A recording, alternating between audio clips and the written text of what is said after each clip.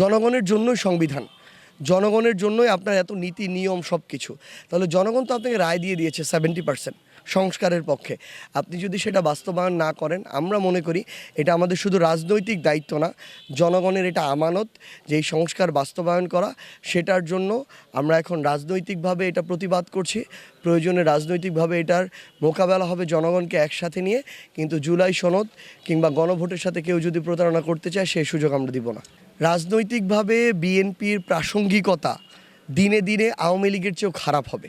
কারণ আওয়ামী লীগেরটা মানুষ 17 বছর হজম করেছিল, কিন্তু এই মানুষগুলোই তো একটা বিপ্লবের সাক্ষী, বিপ্লবের অংশগ্রহণকারী। তারা এতদিন কাউকে হজম করবে না। এবং আপনি দেখেন বিএনপির কেউ কিছু একটা করে কিন্তু পার পাচ্ছে না, মানুষ কিন্তু এখন কথা বলছে, প্রতিবাদ করছে।